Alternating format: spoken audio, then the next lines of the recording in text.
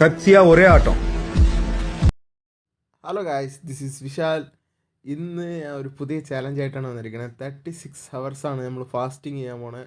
ഇത് dad boss എന്ന് പറഞ്ഞൊരു യൂട്യൂബ് ചാനൽ അവർ ചെയ്തായിരുന്നു. അവരുടെ കണ്ടൻറ്റൊക്കെ വളരെ ഹെൽപ്ഫുള്ളാണ്, ഭയങ്കര ഇൻസ്പിറേഷനാണ്. നിങ്ങൾ പറ്റുമെങ്കിൽ ഒന്ന് പോയി നോക്ക്. നൈറ്റ് 10 മണിക്കാണ് നമ്മൾ ഈ ചാലഞ്ച് തുടങ്ങുന്നത്. പിന്നെ നാളെ കാണാം. അടുത്ത ദിവസം രാവിലെ എണീറ്റു. രാവിലെ ഒരു 8:45 എണീറ്റത്. പിന്നെ അതൊരു 10 മണിയായി, അങ്ങനെ 11 മണിയായി. 12 ഹവേഴ്സ് ഞാൻ കംപ്ലീറ്റ് ചെയ്തു 10 മണിയാകുമ്പോൾ. പിന്നെ 12 മണിയായപ്പോൾ ഞാൻ കുറച്ച് പുറത്ത് പോകാമെന്ന് വിചാരിച്ചു. നേരെ കുളിച്ച് റെഡിയായി നേരെ ഫ്രണ്ടിൻ്റെ കടയ്ക്ക് പോകാമെന്ന് വിചാരിച്ച് നേരെ വണ്ടി എടുത്തു. നല്ല കിടിലൻ വെയിലായിരുന്നു. പുറത്തിറങ്ങിയ ടാൻ അടിക്കും, അങ്ങനത്തെ രീതിയിലുള്ള വെയിലായിരുന്നു. പക്ഷേ ഞാൻ പുറത്ത് പോയി. ഒരു 2 മണി വരെ അവൻ്റെ കടയിൽ തന്നെയായിരുന്നു.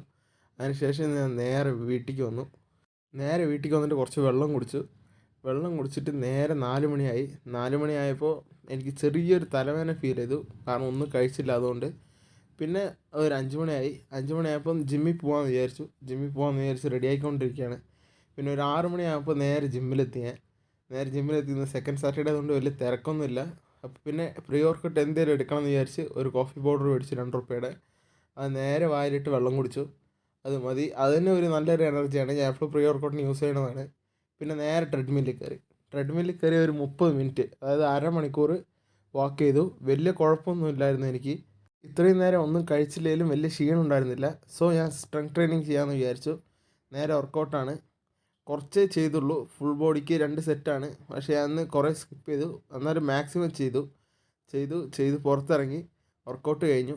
പിന്നെ കുറച്ച് നേരം ബാഡ്മിൻ്റൺ കളിക്കാമെന്ന് വിചാരിച്ചു. ഭയങ്കര കാറ്റായിരുന്നു, മര്യാദയ്ക്ക് കളിക്കാൻ തന്നെ പറ്റിയില്ല. പക്ഷേ ഒരു അരമണിക്കൂർ കളിച്ചിട്ട് നേരെ വീട്ടിലെത്തി. ഒരു 9 മണിയായി. ഒരു 10-11 മണിയാകുമ്പോൾ ഞാൻ എങ്ങനെയൊക്കെയോ ഒന്ന് ഉറങ്ങി. പിറ്റേ ദിവസം 10 മണിയാകുമ്പോൾ ഈ ചാലഞ്ചും തീരും. അങ്ങനെ പിന്നെ ഞാൻ എണീറ്റു. 7 മണിക്കാണ് എണീറ്റത്. ഇനി ഒരു 3 മണിക്കൂറും കൂടെ നമുക്ക് സർവൈവ് ചെയ്താൽ മതി.